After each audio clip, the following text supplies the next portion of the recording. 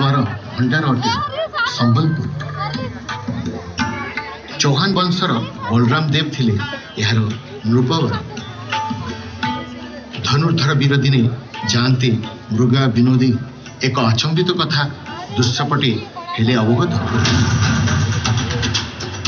कुकुर को सांगे धरी राजा गले करने को शिकार। मात्र महानदी कूले घटिला एक बड़ चमत्कार। देखिले राजन तांको कुकुर को गोड़ाऊँच गोटे शशक।